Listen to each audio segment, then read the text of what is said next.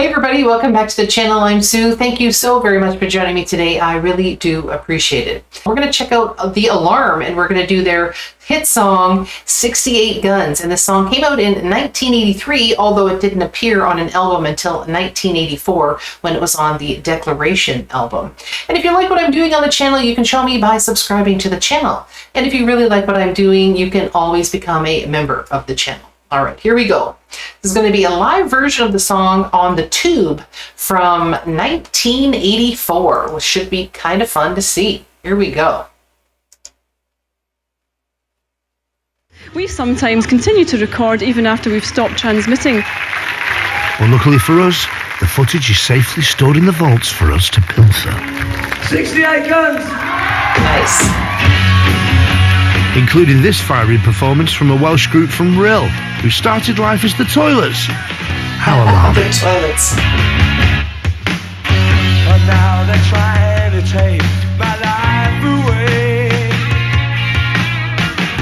Forever young, how can I stay? Hey! On every corner, I can see blind light. They don't know my name, they don't know my life.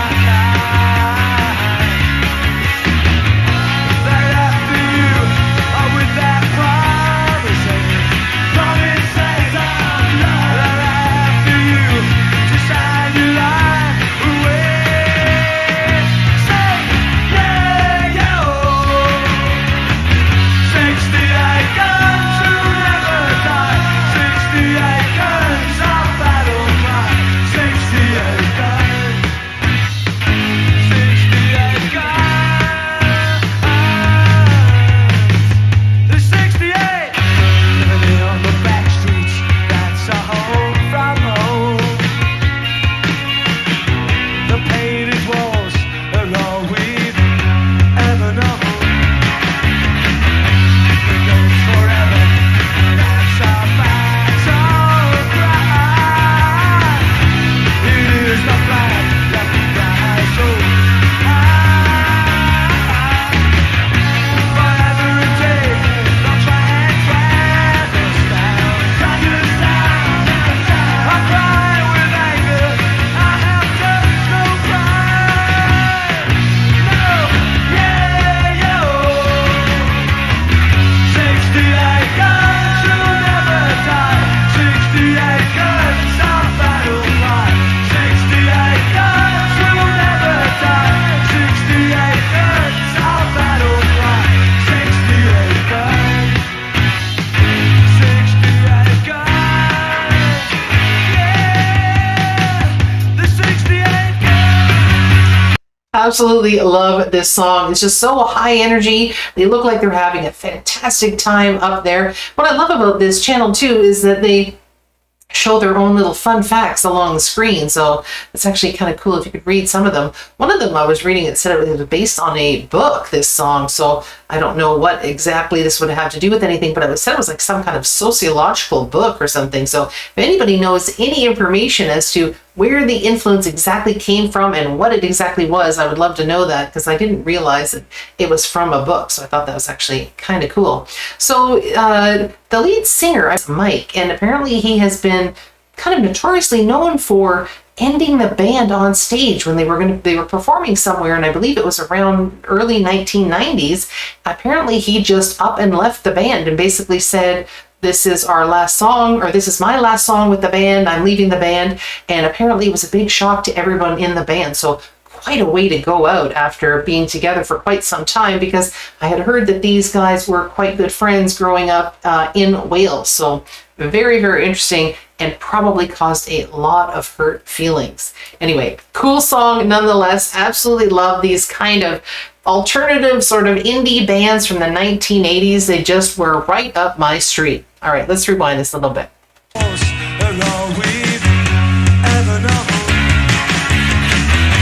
It goes forever.